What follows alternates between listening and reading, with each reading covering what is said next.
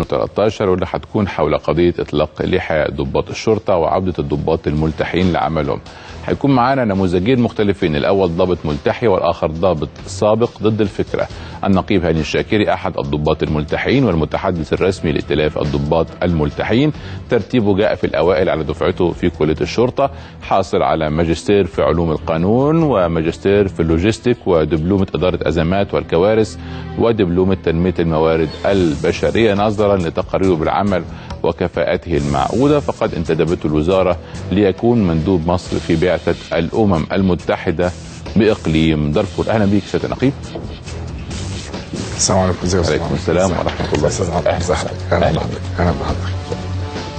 أما الطرف الآخر فهو الأستاذ الدكتور نبيل شرف الدين، الكاتب الصحفي، ضابط شرطة سابق، حاصل على الدكتوراه في القانون الدولي من ألمانيا، كان مدير مكتب وزير الداخلية الأسبق حسن الألفي، وله عدد من المؤلفات والكتب خاصة بحركات الإسلام السياسي.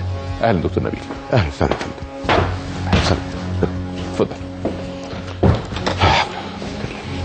اسمحوا لي ان انا اوضح لحضراتكم، احنا المناظره بتاعتنا 6 اسئله. في البدايه من حق كل طرف لمده دقيقتين يوضح وجهه نظره بالكامل، وبعدين بيتم الاجابه على كل سؤال في دقيقتين، وفي نهايه المناظره يحق لكل واحد دقيقتين عشان خاطر يعقب فيه على كلام الطرف الاخر، وفي النهايه من حق كل طرف من حضراتكم ان يوجه سؤال الى الطرف الاخر.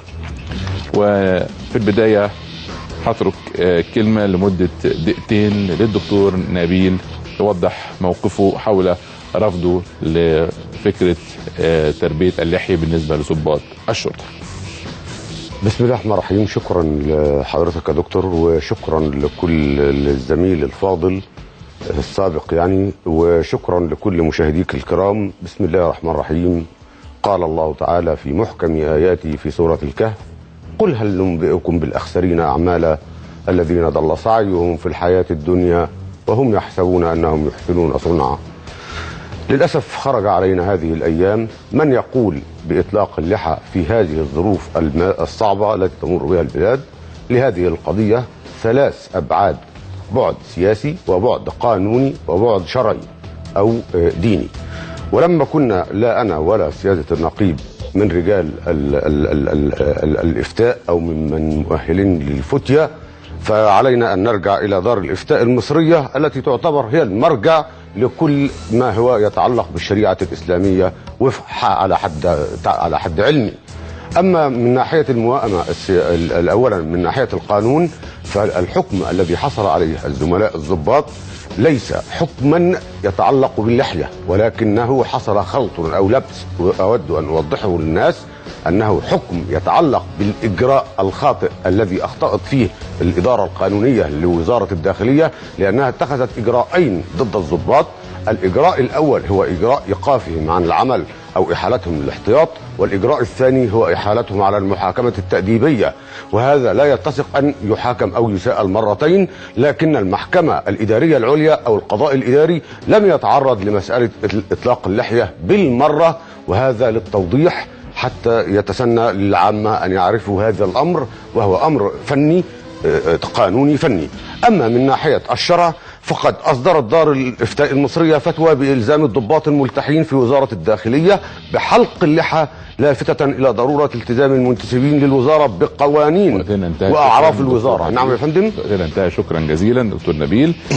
ست النقيب، أسباب في دقيقتين من فضلك، أسباب ووجهة نظرك حول إيمانك بإطلاق اللحية فيما يخص عملك كضابط شرطة. بسم الله والحمد لله والصلاة والسلام على رسول الله صلى الله عليه وسلم. طبعا الموضوع ده ابتدى قبل ثورة 25 يناير، قدمنا كثير من طلبات، عملنا كثير من الأبحاث. كان مصير الضباط اللي اعفوا لحاهم في النظام السابق حاجه من 3: يا اما ان هو يجبر على تقديم استقالته ويترك العمل ويدفع مبلغ يقارب من حوالي 100,000 جنيه، يا اما تدعي عليه الوزاره ان هو مجنون ويتم فصله عن العمل، يا اما يتم اعتقاله. عندنا كثير من الحالات في هذا الامر، فاحنا ما قدرناش طبعا نطالب بهذا الامر في النظام السابق. جت بعد 25 يناير الثوره اللي قامت على النظام البائد للمطالبه باول شيء الحريه، فاحنا ظننا ان الحريه قد اتت حقيقه في مصر. فاول شيء طالبنا بها الحريه المعتقد لدينا، وهي اعفاء اللحيه داخل وزاره الداخليه، وخاصه لان الدستور وقانون هيئه الشرطه رقم 109 سنه 1971 المواد اللي حددت فيه واجبات ومحظورات عضو هيئه الشرطه في المواد من 41 وحتى الماده 47 لا توجد ماده قانونيه واحده تمنع الضابط من اعفاء لحيته، وجميع اللوائح المنظمه للعمل داخل وزاره الداخليه وجميع الانظمه داخل وزاره الداخليه لا يوجد بها لائحه واحده او نظام واحد بيمنع عضو هيئه الشرطه ان هو يعفي لحيته. والدليل على كده دي حضرتك مجلس الشورى ديت كان مضبطه الجلسه كانت في 13 نوفمبر 2013 دوت اللواء فيها عبد الفتاح عثمان كان متحدث رسمي عن وزاره الداخليه ساعتها اقر بنفسه انه لا يوجد قانون او لائحه داخل الشرطه ان هي بتمنع عضو هيئه الشرطه ان هو يعفي لحيته. فبعد كده اول ما تقدمنا بهذا الطلب بمجرد تنحي مبارك تم التقابل ساعتها مع اللواء محمود وجدي واتفقنا مع ان احنا هنظل في العمل حتى يكون هناك مجلس شعب ويقدم ساعتها قانون لتنظيم هذه المساله. جه بعد كده محمود وجدي مشي، جه منصور العيسوي علم بالامر، جه بعد كده اللواء محمد ابراهيم كان له اداء امني سيء للغايه طالبناه بالاستقاله، عندها قام بابراز هذه القضيه واحالتنا للاحتياط. نحن اول حاجه لم نطالب بهذا الامر بمجرد وصول الاخوان، لا احنا طالبنا بهذا الامر وكان اللي قائم بالاعمال في الدوله هو المجلس العسكري. لم يكن هناك احزاب ذات مرجعيه لا اسلاميه ولا حتى احزاب ليبراليه. اخيرا بعد هذا الاجراء وقتنا انتهى، نبدا المناظره. السؤال الاول دكتور نبيل شرف الدين، هل هناك اي قواعد او سوابق في الشرطه المصريه تسمح باطلاق اللحيه للضباط والعاملين في الوزاره؟ الاجابه في دقيقتين من فضلك. الاجابه كما تحدث سياده النقيب لا يوجد بالفعل في قانون هيئه الشرطه اي ماده تنص على او تحظر اطلاق او اعفاء اللحى، لكن هناك اعراف مستقره داخل الجهاز. هذه الاعراف من المعلوم والاخ القانوني ويعرف هذا وكل القانونيين يدركون هذا ان هناك اعراف تعلو حتى على القوانين لانها استقرت في الداخليه. امر اخر انني اذا سمحت لهذه المره باعفاء اللحى فانا اعطي انطباع للاخر الذي في بلد بتنوع ثقافي وسياسي وديني وغيره، اعطي له انطباعا بان هذا ليس محايدا وليس على السواء. امر اخر هناك ضابطات معنا، هل يمكن ان نسمح لضابطه بان تنتقب اعمالا بنفس الحق؟ ثم هل يمكن ان يتسلل هذا الامر الى القوات المسلحه ويصبح ضباط القوات المسلحه على هذه الشاكله وتتحول؟ اذا نحن امام اعراف مستقره في وزاره الداخليه. هذه الاعراف المستقره لا يمكن اطلاقا ان نتجاهلها او نتغافلها. وهناك ايضا يعني ليس هناك مثلا حتى في يعني ليس هناك حتى في في الداخليه مثلا او حتى في الصلاه يا سيدي الفاضل لا يوجد في القران الكريم نص يحدد ان صلاه العصر 4 ركعات وصلاه المغرب 3 ركعات. هناك لكن هذه اعراف وسنه تم استقاؤها وتم استقرارها. هناك ايضا في الداخليه اعراف تم الاستقرار عليها. هل تسمح لي انا برضه تحت بند الحريه الشخصيه ان يخرج ضابط مسيحي ويعلق صليبا هنا او يخرج ضابط اخر ويعمل لي شعره من ورا فيونكه زي ما بنشوف اللي هو الشباب الكلام ده تحت بند الحريه الشخصيه؟ يا سيدي الحريه الشخصيه محكومه باعراف الجهاز ومحكومه باعراف مستقره داخل شكرا الجهاز. جزيلا ست النقيب هاني. البعض بيتهمكم انكم تستقون بالتيار الاسلامي بعد الثوره ولم يسمع احد صوتكم في ايام وزاره حبيب العدلي. زي ما قلت لحضرتك يا استاذ عمرو احنا بدانا هذا الامر في ظل نظام وجود حبيب العدلي وظل نظام وجود مبارك، وابتدينا بالفعل ان ننزل على الصفحات اسماء الضباط اللي اعفوا لحاهم قبل الثوره وكيف تم التعامل معهم. اخر نقيب كان النقيب كمال الاهتم ومذكور السي في بتاعته على الصفحه بتاعتنا لمن يريد ان يدخل ويطلع ان احنا بدانا هذا الامر في ظل حكومه حسني مبارك وفي ظل وجود حبيب العدلي.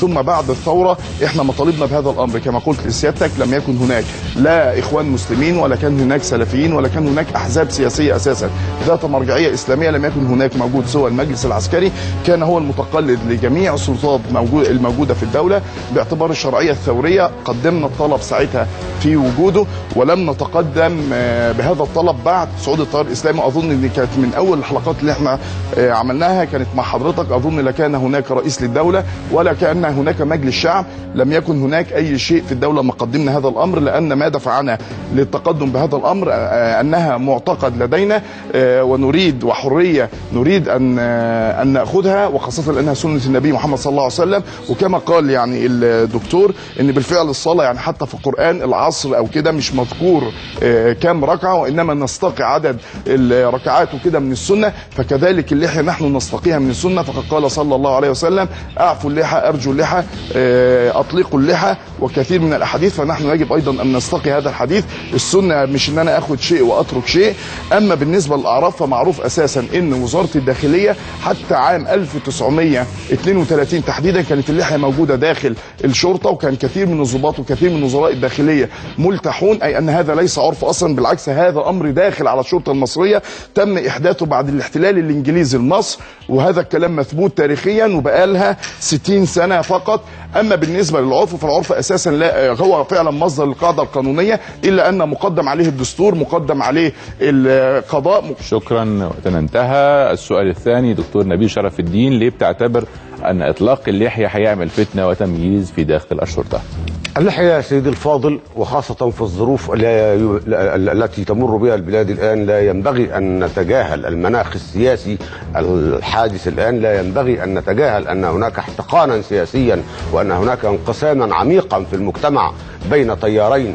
أما مسألة أنه لم تكن هناك أحزاب ذات مرجعية، لا نعم لم تكن هناك أحزاب، لكن كانت هناك جماعات وتيارات هي التي انبثقت عنها هذه الأحزاب التي أحسب أنها تدعمهم وأحسب أنها تستغلهم سياسيا الآن في معركة سياسية بين مدنية الدولة وهوية الدولة.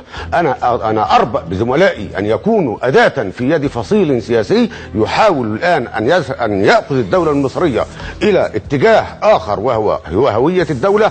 أنا الانطباع اللي عندي وعند واحد زي حضرتك، ونحن مسلمون موحدون نشهد أن لا إله إلا الله ولا ننكر معلوما من الدين بالضرورة، نقول أن أن إطلاق اللحية هي تنسف شكلا من أشكال الحيادية، لأن الحيادية ليست في الجوهر فقط ولكن في المظهر أيضا. ربما تمنحني رسالة أنا المسلم الليبرالي مثلا، أو المسلم الذي يصنف نفسي ثالثا أنه حتى في الحديث الشريف الذي أشار إليه الزميل لا توجد عقوبة على تارك إعفاء اللحى، لا يوجد حد، لا يوجد عقوبة عليه. ومن هنا جاءت الفتوى التي أصدرتها دار الإفتاء وبررت أن إثارة هذا الأمر من الخلافيات لا يجوز أن يأخذ حيزا من الجهد المجتمعي. أنا أربأ بالزملاء أن يكونوا أداة في يد فصيل سياسي. نعم لم تكن هناك أحزاب، لكن كانت هناك جماعات سياسية وجماعات دينية وتيارات معروفة، منها التيار السلفي بتنوعاته الشتى، وكانت هناك جماعة الإخوان المسلمين شبه الرسمية شبه المحظورة كانت موجودة بالفعل. وأنا الآن أرى أن من يصطفون خلف قضية الزملاء من التيار السلفي. ست النقيب هاني، ضابط شرطة بلحية في مجتمع يضم مسلمين ومسيحيين، ازاي هتقدر تمنع المشاكل والحزازيات؟ بنفس المنطق اللي جميع دول العالم موجود فيها ناس من مختلف الأطياف من مختلف الديانات. أمريكا بتسمح بيها، الأرجنتين، إنجلترا، فرنسا، حتى بالعكس إنجلترا دي بلد من كتر تقديسها للعرف إن الدستور القائم الدستور الإنجليزي هو عرفي وليس دستورا مكتوبا. آخر الأمر تقدم أحد المواطنين السيخيين للعمل كأحد الضباط اللي حرس الملكة، ونظرا لأن ديانته ومعتقده بيقول ان هو يعفي لحيته ويقول ان هو يلبس اللي هي العمامة بتاعت السيخيين، تم السماح له بذلك. اما القول بأن هذه بتضر بمدنية الدولة فده طبعا كلام غير موجود. بالعكس هيئة الشرطة هي بالفعل هيئة مدنية نظامية بوزارة الداخلية، يجب التعامل معها على انها هيئة مدنية. عندنا جميع الهيئات المدنية داخل جمهورية مصر العربية بيتم السماح ليها بإعفاء اللحية. اما ازاي هتتعامل معاه بنفس الطريقة ونفس المنطق، إلا هناك قاضي ملتحي وده منصبه يعني أكثر خطورة وأكثر دقة في التأثير على الحريات، لأن هو اللي بيأخذ القرار وهو بيأخذ الحكم. ما وجدناش أحد بيقول إزاي القاضي الملتحي هيفصل في قضية لواحد مسيحي. بالعكس كانت هناك قضية شهيرة جدا جدا، القضية دي كانت خاصة بالنقاب داخل الجامعة الأمريكية. اللي حكم في هذه القضية كان قاضي نصراني، كان قاضي مسيحي، حكم في هذه القضية بمنتهى واستند في حكمه بمبادئ الشريعة الإسلامية وللحريات الخاصة، هتعامل مع المواطن القبطي أو المواطن المسيحي بنفس الطريقة اللي هيتعامل بها الضابط زميلي المسيحي مع مواطن مسلم وإن كان معفي لحيته. فكل هذا الكلام ما هو سوى هواجس أمنية مرتبطة بالعقيدة السياسية اللي موجودة لدى كثير فقط من القلة اللي مشتغلين بالسياسة، فهم ظنوا أن الحياة كلها هي حياة سياسية، فكلها هواجس سياسية، لأن حتى هذه اللحظة لم تتحول مصر من الدولة البوليسية الدولة السياسية إلى الدولة القانونية اللي الكل بيبغيها، بحيث يكون القانون مقدم على أي سياسة وأي هاجس أمني غير موجود سوى في صدور نفس من يتحدث بمثل هذه الأمور. شكرا سيادة النقيب. دكتور نبيل، البعض بيعتبر أن إطلاق اللحية جزء من حرية ممارسة العقيدة اللي طالبت بها ثورة 25 يناير. هذه كلمة حق يراد بها البعض. إذا كان الأمر مسألة حريات شخصية على النحو الذي أشار إليه في دولة كبريطانيا العظمى مثلا، هذه دولة لا تعاني انقساما سياسيا، هذه دولة لا تعاني استقطابا حادا في المجتمع. لا يمكن أن نقفز على هذا الأمر، لا يمكن أن نقفز على أن هناك استقطاب، وليست هواجس بل هي مخاوف حقيقية جادة من استئساد التيار الإسلامي السياسي الآن على كافة مفاصل الدولة. لا يمكن أن نقفز على كل هذه الأمور ونتجاهلها ونتورط كجهاز أمني. الفرق بيننا وبين القضاء أننا هيئة نظامية، هيئة مدنية نظامية، أما القضاء فليست هيئة نظامية. هذا هو الفرق الذي أوددت أن أوضحه لمشاهدك الكريم، أنها هيئة نظامية تحكمها لوائح وأعراف مستقرة، أما أنه كان دخيلا منذ الثلاثينات، لأن المجتمع قبل الثلاثينات وقبل ثورة 19 كانت تركيبته أيضا كل الناس تعفي اللحى، كانت هذا شيئا مألوفا في المجتمع. ولو عدنا بالأرشيف العائلي لأسرتك كنت هتلاقي أحد جدودك معفي اللحية، كان ده هو المنظور الاجتماعي ككل. أما أن أقفز على المنظور الاجتماعي وأتجاهل الوضع الراهن، وأنا في المجتمع فيه مش بس مسيحيين، أنت عندك فيه مسيحيين وفي يساريين وفي ليبراليين وفي متصوفة، وفي حتى داخل التيار السلفي أقسام وفروع شتى، وفي خلاف بين سلفيين وبين هذه الخلافات السياسية. أنا أربأ بالزملاء الأفاضل أن يستخدموا كورقة للعب بها، وأربأ بهم أيضا أن يكونوا أداة في يد أي فصيل من فصائل الإسلام السياسي، وهو تحديدا الفصيل السلفي الذي يصطف خلفهم في محاولة لاختلاق مشكلة، بينما جهاز الأمن يعاني من حزمة أزمات وليس بالضرورة هذا. يا سيدي الفاضل، يعني ضع عنك هذا الأمر، يعني يا ريت أنت تقدر تقدم للناس خدمة أفضل. شكرا لحضرتك. سيادة النقيب، لما تكون ضابط بلحية هتعمل إيه لو طلعت مصر جماعات للأمر بالمعروف والنهي عن المنكر بتحاول أن تطبق الشريعة بإيديها في الشارع؟ هذا غير صحيح، هذا لا يصح أساسا أن تقوم مجموعات تطبق قانون بإيديها، دي كده تبقى شريعة غاب.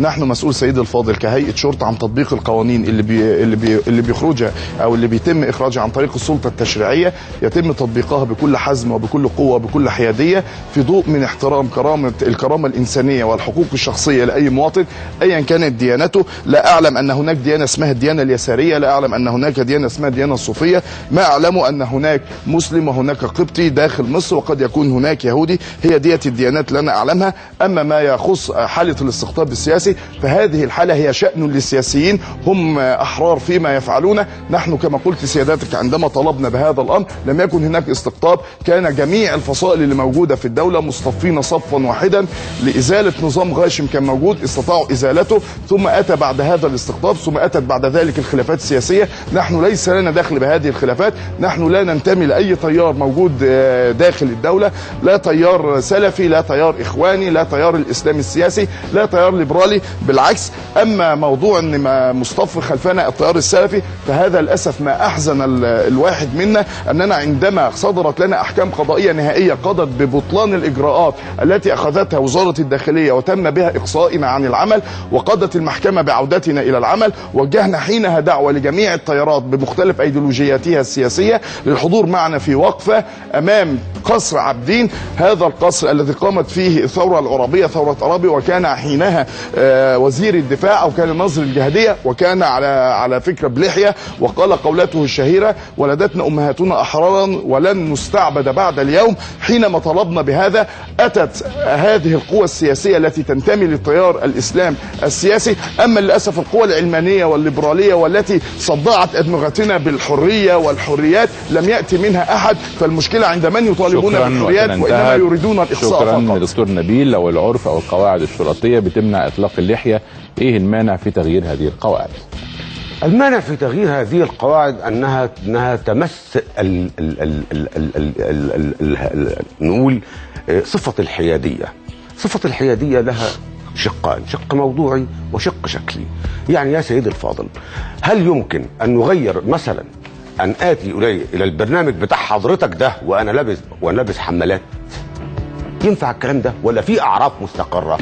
ينفع ان انا اجي عندك هنا حضرتك وانا لابس شورت وفانيلا؟ ولا في اعراف مستقره؟ اي نعم مش مكتوبه، لكن هذه الاعراف مستقره. امر اخر ان هذا من شانه ان يخلق داخل الجهاز تيارات شتى واطلاق اللحيه يعني بشكل ما هويه ما.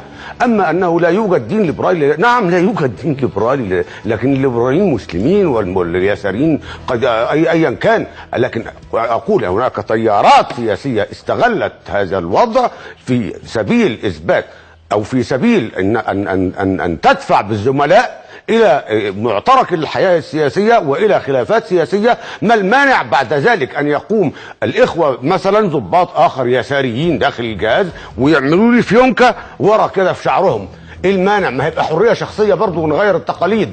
ايه المانع بعد كده ان تطلب الضابطات ان يكون منتقبات؟ هل ده ينفع في جهاز الشرطه؟ يا سيدي الفاضل، المساله تتعلق بهويه وحيادية ضابط الشرطة المدني النظامي، وتحت كلمة النظامي نحط أكتر من خط. ثانيا، انتوا لما انتوا بتقولوا كنا موجودين قبل الثورة وكنا بنطالب ونطالب ونطالب ونطالب، أنا على حد علمي لم أسمع هذه المطالبات إطلاقا، وكنت ضابطا في هذه الفترة لحد سنة 97. ولولا أن وكانت هذه الأمور تعتبر من خارج اطار التفكير للضباط بالمره، واخشى انها تمتد الى القوات المسلحه ايضا. شكرا دكتور نبيل. سياده النقيب، لما انتم تطلقوا اللحيه هتعملوا ايه لو طلب بعض الضباط والافراد تطويل شعرهم، او لو احد الضباط المسيحيين علقوا صليب على صدرهم؟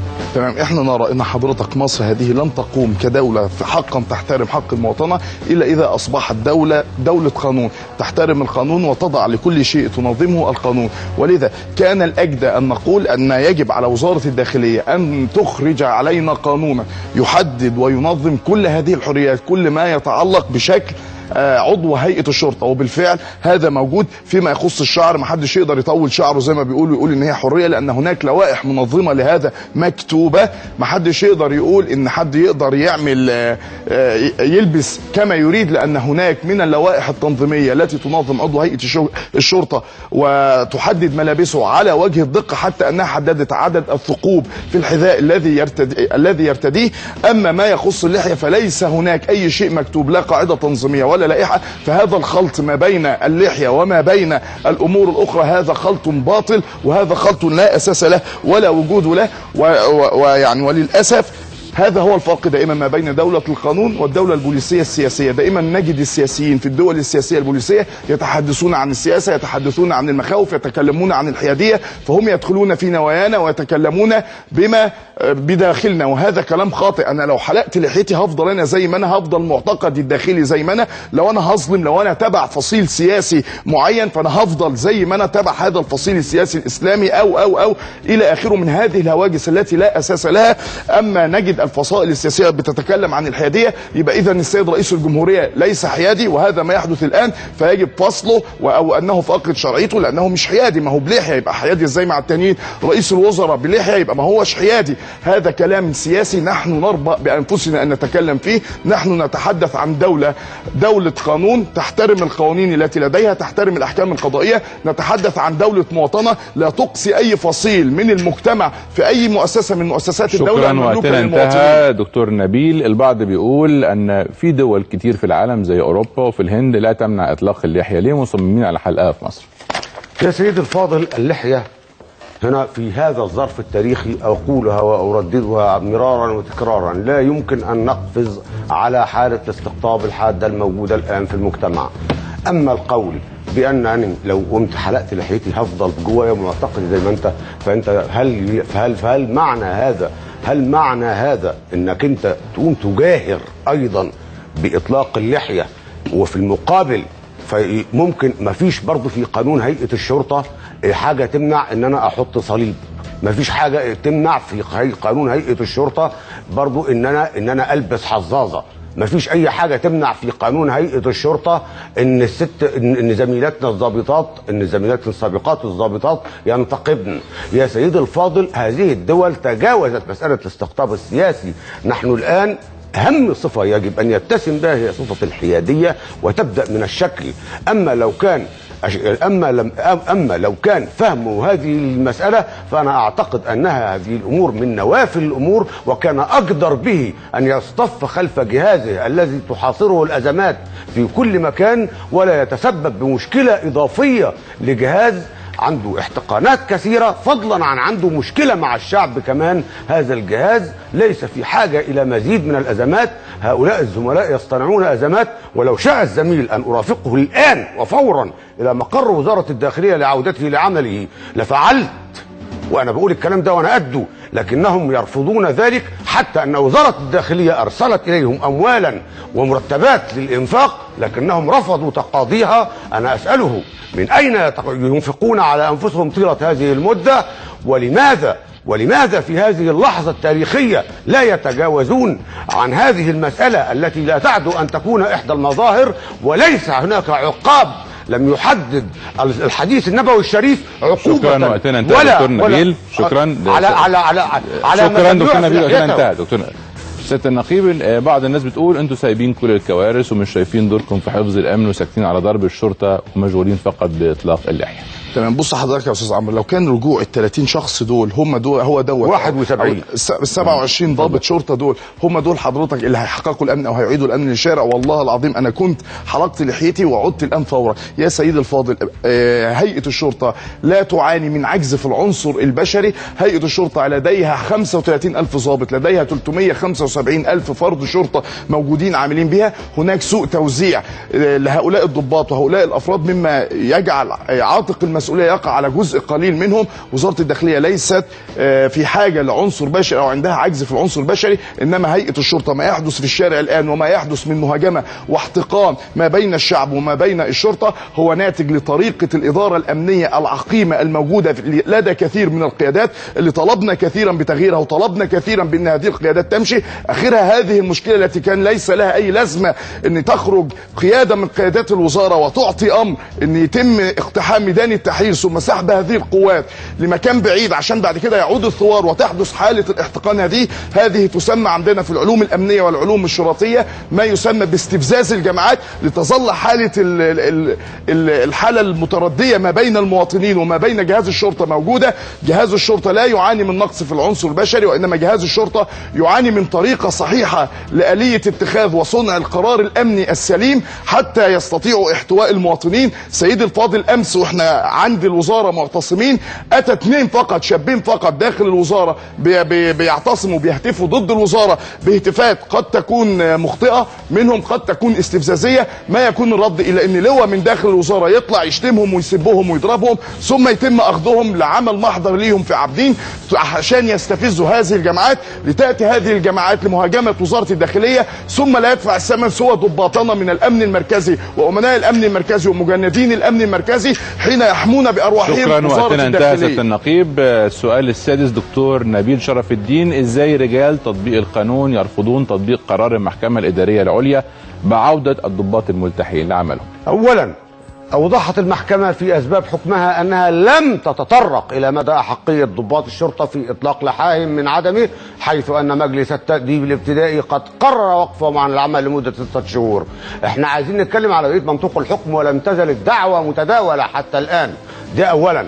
من الناحية الأخرى رئيس الجمهورية مربي دقنه. لما رئيس الجمهورية كان يؤدي الخدمة العسكرية ما كانش بلحية، أما هو الآن فهو رجل مدني وليس رجلا عسكريا ولا نظاميا، فمن حقه أن يربي دقنه ولا يربي كتاكيت، دي مش مشكلتنا. لكن أنا لما أبقى في هيئة نظامية، أما عن سياسات وزارة الداخلية فأنا أول من ينتقدها، وكتبت هذا في عدة مقالات، منها مقال هيطلع يعني النهارده واحنا مروحين في المصري اليوم اسمه أبناء الرئيس وأزمات الأمن، وأنتقد فيه أداء وزارة الداخلية، وأرى أن وزير الداخلية لا يقوم بواجبه الكافي، وأنه يعيد إنتاج سياسات حبيب العدلي. أنا لست من يدافعون عن أشخاص ولا عن سياسات خاطئة، بل أدافع عن هوية وطن يعتبر هذه المؤسسة إحدى المؤسسات السيادية فيه، والتي تعطي رسالات خاطئة للمواطن، والتي تعطي رسالات خاطئة وانشقاقات، وتجعل جهاز سيادي مثل هذا قد يحدث داخله تيارات وأحزاب ويتم تسييسه على نحو أو آخر. هل تسمح أن ينتقل هذا الأمر إلى القوات المسلحة أيضا قياسا على ما حدث في الشرطة؟ هل تقبل هذا الأمر؟ هذه كارثة حقيقية، وهذه أهم صفة هي الحيادية. لابد للضابط أن يكون محايدا في شكل وموضوعا، ولا يعطي انطباعا للآخرين بأنه يعتنق هذا الفكر أو ذاك الفكر، لأنها مسألة خلافية كما قالت دار الإفتاء. وهنا الحكم المحكمة الأخير، أنا مع الضباط عودتهم الآن حتى يمثلوا أمام مجلس التأديب المحالين إليه. لماذا يرفضون العودة للمثول أمام مجلس التأديب؟ انتهى دكتور نبيل. السؤال السادس والأخير سيادة النقيب هاني، لو قانون الشرطة بيمنع تعليق الشعارات والشعارات التي تميز بين المصريين زي الآيات القرآنية والسبح والصلبان والأيقونات المسيحية، هل تقبل تطبيق القانون؟ وهل يمكن أن ترفع ملصق مكتوب عليه لا إله إلا الله محمد رسول الله المنتشر على السيارات في الشارع؟ لو قانون الشرطة بيمنع، أو قانون هيئة الشرطة بيمنع هذه الملصقات على هذه السيارات، ودوت على فكرة بالفعل ممنوع داخل قانون المرور أو اللائحة التنظيمية لقانون المرور، لأن هذا بيؤدي أن السائق جوه لا يستطيع أن يرى سواء من المرآة، لأن الإزاز طبعا قدامه بيبقى ساعتها مش باين، فدوت بيؤدي ويكون سبب من أسباب الحوادث. طبعا يطبق هذا القانون وتزال كل ملصقات وتزال كل شعارات أيا كانت هذه الملصقات وأيا كانت هذه الشعارات. أما قول يعني أنا أحزنني جدا أن نقول أن سنة النبي صلى الله عليه وسلم وانتقالها هي كارثة، فهي إطلاقا عمرها ما كانت كارثة، بل نحن كمسلمين عزتنا بالإسلام، نحن كمسلمين لا نقول إلا كما قال سيدنا عمر بن الخطاب رضي الله عنه: نحن قوم أعزنا الله بالإسلام فلا عزة لنا في غير الإسلام. نعم، اللحية هي سنة النبي صلى الله عليه وسلم، ولا يستطيع أحد أن يقول عليها كارثة، وإنما هي التقلد بأخلاق النبي صلى الله عليه وسلم وهديه الباطن والظاهر، هذا فيه صلاح للأمة. كما قال السيد الأستاذ في أول الحلقة، قال صلى الله عليه وسلم: تركت فيكم ما إن تمسكتم به لن تضلوا بعدي أبدا، كتاب الله وسنتي، وهذه من سنة النبي صلى الله عليه وسلم، ولا يستطيع أحد أن يقول عليها كارثة. فيعني هذا شيء محزن غريب. أما قول إن بعض الضابطات ينتقبن، هناك قانون يحدد ملابس الضابطات داخل الشرطة، فهن لا يستطيع أحدهن أن تنتقبن، لأن القانون بيحدد كيفية هذا الملبس. أما عن وضع الصليب بالنسبة لإخواتنا من الضباط المسيحيين، فالقانون لا يمنعهم من ذلك، وبالفعل الكثير منهم يضع الصليب على يديه، ونعلم جيدا أن في الصيف بيبقى لابس نص كم وبيبقى باين، وهذا أمر يعني لا يعنينا في شيء ولا ننكره عليهم، وهذا شيء موجود. شكرا. والآن جاء وقت التعقيبات. هناك دقيقتين للدكتور نبيل شرف الدين ليعقب على كلام سيادة النقيب هاني، ثم أيضا تعقيب من حضرتك دقيقتين، بعدها سؤال من سيادتك لسيادة النقيب، بعدها سؤال من سيادة النقيب لحضرتك. نبدأ بالتعقيب، وأرجو أن نلتزم بالوقت دقيقتين. تفضل. التعقيب: أولا، نحن لا نقبل المزايدة في دين الله، وهناك ما يسمى بفقه الأولويات. حينما التزم الأول بأننا أمنع الرشوة المتفشية في جهاز الشرطة والمحسوبية التي يعلمها جيدا في جهاز الشرطة، لما امنع الأول اطبق القانون الأول. دلوقتي التوك توك بيمشي على كوبري 6 أكتوبر. لما اعمل كل دي الأولويات الأول، أبقى أشوف في مسألة خلافية، ليست مسألة محسومة وليست قطعية الدلالة والثبوت كما قالت دار الإفتاء. يعني هناك ما يسمى بفقه الأولويات الذي أشار إليه كثير من الفقهاء ثانيا أنا أحسب أن الزميل الفاضل رجل يتحدث بالقانون ولا يتحدث بالفقه والشريعة، لأنه ليس مؤهلا للفتية ولا يمتلك أدوات الفتية، لا هو ولا أنا ولا أنت. هناك شروط وضعها العلماء للتصدي للفتية، 41 شرط لا ينطبق علينا منهم يمكن 5 شروط. ثالثا اما مساله ان انا ادخل دلوقتي واقول ينبغي على هيئه الشرطه وينبغي على هيئه الشرطه وينبغي على هيئه الشرطه، يعني انا اول مره عشنا وشفنا ان الضباط تملي على قيادتها ما ينبغي ان تفعله. يمكن ان يكون ذلك في هيئه توصيات، لكنها تظل في اطار داخل الجهاز، لان هذا الجهاز في نهايه المطاف هو جهاز نظامي. وعلينا اولا، لو كنت هبقى سعيد جدا لو السيد الضابط والساده الزملاء دول ينزلوا ينظموا المرور ويمنعوا المخدرات ويمنعوا تجاره السلاح اللي متفشيه في البلد ويعملوا الكلام ده كله، اعتقد ان ثوابهم كان هيبقى عند ربنا كبير. اما مساله ان احنا بنقول ان احنا ان اللحيه كارثه، لا، اللي احنا ما بنقولش اللحيه كارثه، احنا بنقول ان فقه الاولويات بيحتم علينا ان ننظر لما هو اهم فالاقل اهميه، حتى نصل في النهايه الى شكل ومظهر في نهايه الامر. هذا المظهر قد يعطي برساله خاطئه.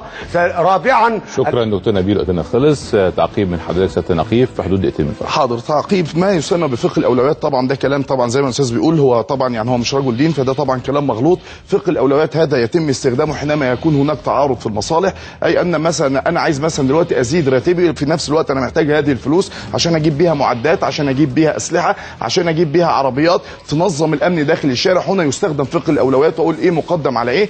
اما بالنسبه للحيه فاللحيه لن تعوق عملي في شيء، اللحيه لن تعوق ان انا احارب جريمه، اللحيه لن تعوق ان انا اؤدي وامارس وظيفتي اللي هي في القانون، سواء ضبط اداري لحمايه النظام العام او ضبط قضائي وهي القبض على مرتكبي الجرائم بعد ارتكابها. اما ما قاله من حيث تملي على قياداتها، نحن لا نملي على قياداتنا شيء، وانما لن من اليوم لن نسمع لقياده منا اي امر او اي تعليمات تكون مخالفه للقانون. ان كانت هذه الاوامر وان كانت هذه التعليمات مطابقه للقانون وتتسق مع القانون سيتم احترامها على الراس. اما اذا كانت هذه التعليمات او هذه الاوامر مخالفه للقانون فسيتم الضرب بها عرض الحائط. هذا ما جعل الشرطه في النظام البائد اصبحت عصا في يد السلطه السياسيه عن طريق وزير الداخليه، وهذا لن يكون بعد اليوم. اما ما ردده السيد الاستاذ فيما يخص دار الافتاء فهذا ايضا مغلوط. في اخر الفتوى قال فيها انه ينبه على الداخليه مشددا ان تغير هذه التعليمات الموجوده حتى ترضي جميع الفصائل، اي ان وهذه لم تكن فتوى وانما كانت بيان اوضحت فيها ان المساله خلافيه بين كثير من الفقهاء، مع العلم ان الشيخ محمد متولي الشعراوي قال عنها انها فرض، الشيخ جاد الحق علي جاد الحق كل يؤخذ قال عنها انها فرض. اما ما يقوله سيادته بالنسبه لدار الافتاء فهو لم يكمل هذه البيان، ففي اخره جاء في انه نصحت الداخليه مشددا ان تغير هذه التعليمات. اخر حاجه السيد الدكتور عبد الله النجار خرج علينا من يومين وقال ان السنه هذه مقدمه، وان كانت هناك ايضا لوائح فيتم دهسها بالاقدام، لان السنه مقدمه على ذلك. والان جاء وقت تبادل الاسئله. دكتور نبيل شرف الدين يوجه سؤال للسيد النقيب. اكثر من سؤال عندي، سؤال واحد والاجابه في دقيقتين لو سمحت. هو اكثر من سؤال، المهم الاجابه تكون في دقيقتين. من اين المهم يكون سؤال واحد عشان هرد عليه. سؤال واحد عشان هو سؤال واحد. من أين تنفقون ولماذا رفضتم المبالغ التي حاولت الداخلية أن تعطيها لكم؟ من أين تنفقون على أسركم ولماذا لا تعودون للمسؤول أمام لجنة التأديب؟ شكرا. اتفضل دقيقتين. أولا حضرتك هو ده أقل من دقيقتين. أولا حضرتك هذا كلام مغلوط. الداخلية عرضت فعلا بالفعل 5000 جنيه أعطت هذا كلام خاطئ كاملا. الداخلية بالفعل أعطتنا جزء من التعويض اعترافا منها بوجود حق قانوني لنا، وقالوا لنا أن المسألة سياسية وسنجلس مع بعضنا لحل هذه الأزمة بعد 25 يناير اللي هي الاحتفالات السابقة. ثم غدرت الداخلية ويعني من أين تنفقون؟ ولم تنفذ قرارها هذا، ونحن أخذنا هذه الأموال لأننا نعلم أن هذا حقنا، وهذا جزء من التعويض، جزء من أموالنا المستحقة التي تم منعنا منها عن طريق الداخلية، أي أننا أخذناها، وهذا كلام مغلوط أننا لم نأخذها. أما ما يقول سيادته من أين تنفقون فمن هذه الأموال التي أخذناها من وزارة الداخلية. هديلك سنتين ما بتشتغلش. لا مش سنتين، سنة واحدة حضرتك. كل المعلومات للأسف عند حضرتك. عندك كل 71. أرجو أن نلتزم يا جماعة بقواعد المناظرة أرجوكم لو سمحتوا. سؤال اتفضل عشان إيه وقتك. اتفضل. بس حضرتك بس هو ده من اين ينفقون، هذا هو الاجابه. ولماذا لا تمثل امام لجنه التاديب؟ هذا الكلام غير خاطئ. انا عندي مجلس تاديب استئنافي يوم 12/3 وانا مثلت امام كثير من زملائك يرفضون. حضرتك مفيش، انا حضرتك انا المفوض عن جميع زملائي. ال 71 جندي انا مفوض عنهم جميعا وانا ادافع عنهم جميعا، ونحن نمثل امام مجلس التاديب الان الاستئنافي في كل جلسه. كان اخرها يرأس هذه الجلسه السيد اللواء سامي سيدهم وهو نصراني، وهو حس عندها بالحرج وقرر التنحي عندها. نحن طالبناه بأن يصدر هو حكمه ويصدر هو قراره في هذه القضية، على الرغم من كونه مسيحي، لأن احنا ما عندناش أي فوارق في هذا، إلا أن سيادته استشعر الحرج وتنحى عن نظر القضية، فنحن ممتثلون أمام مجلس. سؤال حضرتك لدكتور نبيل، اتفضل. حضرتك يعني خرجت على قناة السي تي في وقلت، كنت حضرتك ساعتها برضو بتخاطب الأخوة المسيحيين، وقلت إن الفرق الوحيد بينك وبينهم إن جد حضرتك أسلم، وقلت إن حضرتك بالظبط كده تحديدا اما سمعت سيدنا البابا اتعلمت منه التسامح، وان مصر دي بتاعه الكل. فاسال حضرتك سؤال، ان مصر بتاعه الكل، اسال حضرتك سؤال، هل حضرتك تظن ان اللي بيستنى بسنه النبي صلى الله عليه وسلم ليس من كل هذا الوطن وليس من حقه ان يعمل باي مؤسسه من مؤسسات الدوله المملوكه للمواطنين جميعا، ومنهم هؤلاء الذين يريدون الاستنان بسنه النبي صلى الله عليه وسلم، ومن اموالهم وضرائبهم يدفعون اموالا لقيام هذه المؤسسات؟ هل تريد اقصائهم؟ اتفضل. الاجابه لا اريد اقصاء اي مخلوق، لكن هناك ضوابط لكل مؤسسه علينا الالتزام بها. لا سيبنا اكمل. اما اللي انا قلته، اما ما قلته بشان جدي اسلم او جدك اسلم، فهذه حقائق تاريخيه. لقد دخل المسلمون دخلوا في الاسلام على مراحل تاريخيه، هذه حقيقه تاريخيه. هل يمكن ان تنكرها؟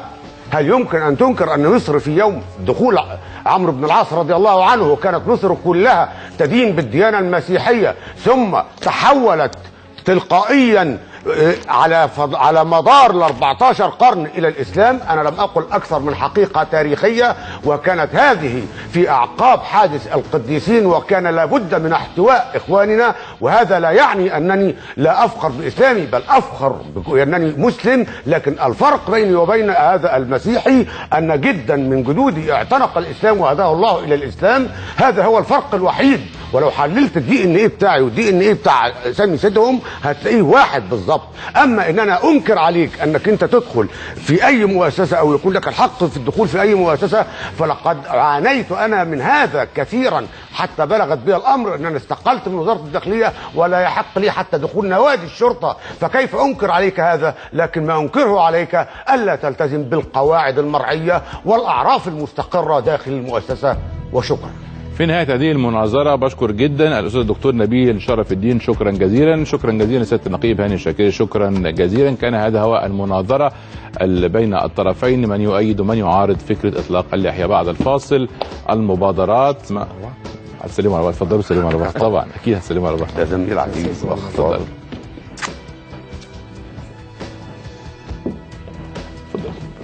شكرا دكتور نبيل، شكرا سيادة النقيب، شكرا. بعد